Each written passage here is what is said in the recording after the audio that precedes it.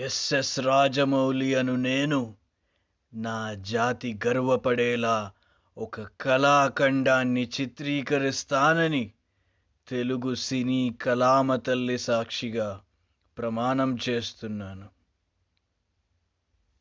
అందరికీ నమస్కారం. మీరు వింటోంది ధీరుగాడి ముచ్చట్లు. ఇందాక నేను ఇచ్చినంత హైప్తో రాజమౌళి గారు అప్పట్లో వాగ్దానం తీసుకున్నారో లేదో తెలియదు కానీ అవుట్పుట్ మాత్రం అంతకన్నా గట్టిగానే ఇచ్చారు. ఈరోజు July 10, 2020 Baahubali the beginning release అయ్యి సరిగ్గా 5 సంవత్సరాలు అవుతుంది. ఒక్కసారి ఆ మూవీ గురించి రీల్ బ్యాక్ వేసుకుంటే తెలుగు సినీ పరిశ్రమ చరిత్రలోనే అదొక ఇతిహాసం లాంటిది, అదొక ఘట్టం, అదొక కళాఖండం లాంటిది. ఎంత హైపు, ఎంత ఈగర్గా వెయిట్ చేసాము. ఫస్ట్ పార్టే బాగుందనుకుంటే ఆ క్లైమాక్స్లో వై కట్టప్ప కిల్డ్ బాహుబలి అనే ఒక్క క్వశ్చన్తో దాదాపు దేశాన్నంతా 2 సంవత్సరాల పాటు ఎంత సస్పెన్స్లో ఉంచారు. కొంతమంది సూపర్ టాలెంటెడ్ అతి తెలివిగాళ్ళు క్లూ దొరికేసిందిలే, సినిమా స్టార్టింగ్లో శివగామి అన్నట్టు తనే తప్పు చేసింది అని ఒప్పుకోయింది కాబట్టి తనే చంపించుంటుంది అని కనుక్కొనేశారు. అయ్య బాబోయ్, అలాంటి అతి తెలుగులందరికీ ఒక హైఫై. నేను కూడా ఆ కేటగిరీలోనే ఉంటే అప్పట్లో. కనుక్కోవడంలో పెద్ద గొప్ప ఏం లేదు, కానీ ఎందుకు, what are the turn of the events? First పార్ట్లో చూపించిన స్టైల్కి, ఆ ఎలివేషన్కి, ఆ బాండింగ్ బిట్వీన్ రమ్యకృష్ణ అండ్ ప్రభాస్కి సెకండ్ హాఫ్లో ఎలాంటి టర్న్ ఆఫ్ ఈవెంట్స్తో అలా జరిగింది అనే దాన్ని లాస్ట్ వరకు కూడా సస్పెన్స్ మెయింటైన్ చేయగలిగారు రిలీజ్ అయ్యేంత వరకు. అక్కడే కొట్టేశారు రాజమౌళి గారు. ఎంత సింపుల్ స్టోరీ లైన్ అసలు, ఇంత గ్రాండ్, ఇంత మెగా మ్యాగ్నమ్ ఓపస్కి స్టోరీ లైన్లో ఏం హడావిడి లేదు. ఒక రాజు 100 అడుగుల విగ్రహం, గుడి కన్నా, గుడిలో దేవుడి కన్నా ఎత్తైన మహా గొప్ప విగ్రహం కట్టించుకోవాలనుకున్నాడు. తన స్థానం ఏంటో తను మర్చిపోయి అహం తలకెక్కి పైకి ఎగరాలనుకున్న ఆ రాజుని ఆఖరికి తల తెగ్గొట్టి ఆ తల దొర్లుతూ దొర్లుతూ దొర్లుతూ వచ్చి ఆఖరికి శివుడి కాలి దగ్గర పడుతుంది. అంతే స్టోరీ లైన్. ఈ రాజు కథ కూడా ఎక్కడి నుంచో ఎలాగో కష్టపడి రాసిందేం కాదు. మనం ఎన్నో వందల సంవత్సరాలుగా చూస్తూ, వింటూ, చెప్పుకుంటూ వచ్చిన మహాభారతం నుంచి తీసిందే. సరిగ్గా చూస్తే ఇద్దరు అన్నదమ్ములు. అన్నేమో కొంచెం అవిటివాడు, తమ్ముడేమో బాగా టాలెంటెడ్. తమ్ముడు చిన్న వయసులోనే చనిపోతాడు. అన్న కొడుకేమో కొంచెం కురుబుద్ధి ఉన్నవాడు, వికెడ్ మైండెడ్. తమ్ముడి కొడుకేమో ఎంతో మంచివాడు, ఎంతో కేపబుల్, ఎంతో టాలెంటెడ్. ప్రభాస్ని బాగా అబ్జర్వ్ చేస్తే 5 పాండవుల్లోని క్వాలిటీస్ అన్ని మిక్సీలో వేసి తిప్పేసి ఒక మనిషిలా బయటికి తీస్తే ప్రభాస అన్నట్టు తయారు చేశారు. ఇంకా బల్లాల దేవుడి గురించి చెప్పాల్సిన అవసరం లేదు, విలన్ చేసేసారు. With all the skills again, no less than Prabhas in anything.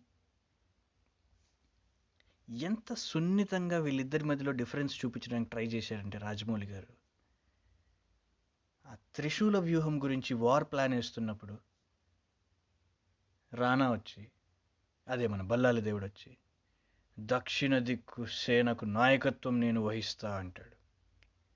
కానీ ప్రభాస్ ఉత్తర దిక్కు సేనలకి బాధ్యత నేను తీసుకుంటా అంటాడు. ఇది మన మేనేజ్మెంట్ అండ్ లీడర్షిప్ లెసన్స్లో ఫస్ట్ చెప్పే విషయం. Leadership is not about holding an authority but bearing a responsibility అని. అంతెందుకు, మన మనోహరి పాట ముందు క్యాసనోవాలోకి వెళ్ళేసి మనవాడు స్పై కోసం వెతుకుతున్నప్పుడు మన ఊర్లో కూడా సిపాయిలు ఇంత బాగా సెక్యూరిటీ మెయింటైన్ చేసుంటే అని గ్యాప్ వస్తుంది. రానా ఏం చెప్పాలనుకుంటాడంటే మనకి ఇంత దూరం రావాల్సిన కర్మ వచ్చేది కాదు అని. కానీ ప్రభాస్ మనకి ఇన్ని దేశాలు చూసే లక్ దొరికేది కాదు అంటాడు. సో ప్రతి విషయాన్ని ఒక పాజిటివ్ మైండెడ్ పర్సన్ ఎలా చూస్తాడు, ఒక నెగటివ్ మైండెడ్ పర్సన్ ఎలా చూస్తాడు అనే క్లాసిక్ డెవలప్మెంట్ చేస్తూ వచ్చారు ఇద్దరి క్యారెక్టర్స్లో. సినిమా మొత్తం ఎంత గ్రాండ్యూర్తో, ఎంత చూడచక్కగా తీశారంటే, విమెన్ ఎంపవర్మెంట్ గురించి కూడా ఒక ఫార్మేషన్లో, ఒక సిస్టంలో, అది ఇల్లు కావచ్చు, ఒక టీం కావచ్చు, ఒక రాజ్యం కావచ్చు, ఒక స్త్రీకి ఎలాంటి సిగ్నిఫికెన్స్ ఉంది, ఆవిడకి ఇవ్వాల్సిన రెస్పెక్ట్ ఏంటి, ఆవిడకి ఇవ్వాల్సిన పొజిషన్ ఏంటి,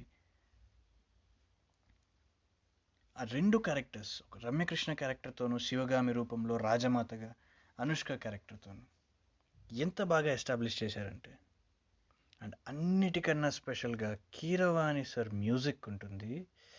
అబాబాబాబాబాబాబాబా, మామూలుగానే కీరవాణి గారు అదరగొట్టేసే మ్యూజిషియన్.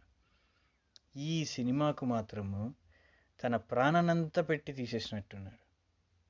ఒక్కొక్క పాట, ఒక్కొక్క బీజిఎము అదృష్టంతే. అంత బాగుంది, డాన్సులు బాగున్నాయి, ఫైట్లు బాగున్నాయి, పాటలు బాగున్నాయి, మన కట్టప్ప మామ బాగున్నాడు, అంతా ఓకే. బట్ ఏంటి ఈ సినిమాని ఇంత స్పెషల్ చేసింది, నేను ఇంతగా కనెక్ట్ అవ్వడానికి ఈ సినిమాతో రీజన్ ఏంటి అంటే, ఒక డ్రీమ్, ఒక కాన్ఫిడెన్స్, ఒక ట్రస్ట్ అండ్ ఒక కరేజ్. ఈ సినిమా స్టార్ట్ చేసే టైంకి తెలుగు సినిమా ఇండస్ట్రీలో అప్పటిదాకా హయ్యెస్ట్ బడ్జెట్తో తీసిన సినిమా అంటే 40 కోట్లు, 50 కోట్లు. రోబోన్ ఒక్కటి పక్కన పెడదాం, it's already A pan India movie, Shankar గారి డైరెక్షన్లో, రజనీకాంత్ స్టారర్, అన్ని లాంగ్వేజ్లో రిలీజ్ అయింది. So Telugu cine industry size ఎంత చిన్నది అప్పటికి. All over India highest grossing movie అప్పటికి 3 Idiots. That's like less than 450 crores. With all over India wide release, also overseas release ఉన్నప్పుడు. అలాంటి ఒక ప్లాట్ఫామ్ మీద, అలాంటి ఒక సినారియోలో ఒక డైరెక్టర్ ఒక మూవీని 450 crores బడ్జెట్తో ప్లాన్ చేశాడంటే, దానికి ప్రొడ్యూసర్స్ని ఒప్పించగలిగాడంటే,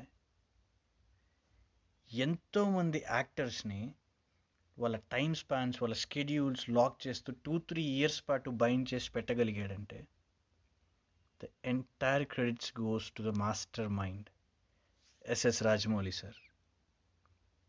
ఇట్స్ ఆల్ అబౌట్ మనలో ఎంత నమ్మకం ఉంది మన మీద, ఎంత ధైర్యం ఉంది ఒక పెద్ద కళ కనడానికి.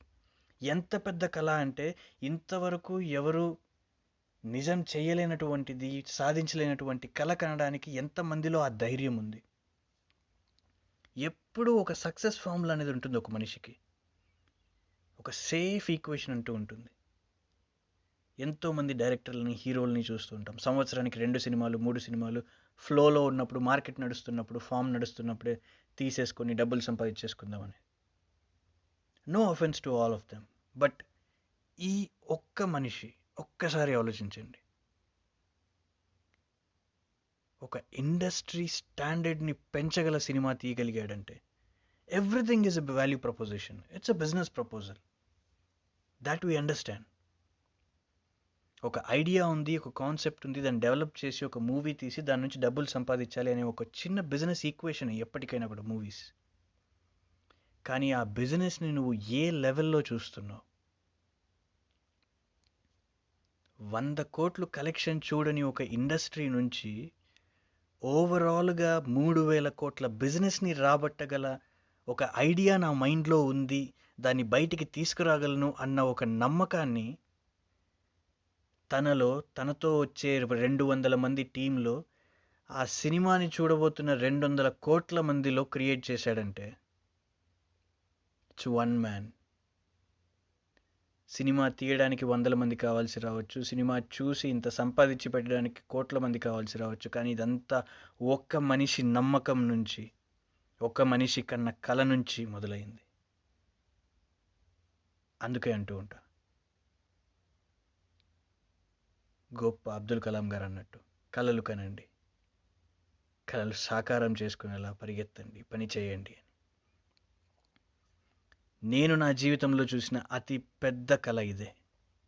ఒక మనిషి తను కన్న ఒక కళని ఎలా నెరవేర్చాడు, ఎలా నిజం చేశాడు అన్న దాంట్లో బెస్ట్ ఎగ్జాంపుల్. ఎన్నో స్టార్టప్స్ చూసాం, ఎన్నో బిజినెస్ ఐడియాస్ చూసాం, సక్సెస్ అయ్యాయి, గొప్పగా సక్సెస్ అయ్యాయి, ప్రపంచమంతా హిట్ అయ్యి వేల కోట్లు లక్షల కోట్లు సంపాదించాయి. కానీ ఇప్పటికీ నేను చూసిన అతి అందమైన కళ, with full guts and trust, ఇదే బాహుబలి.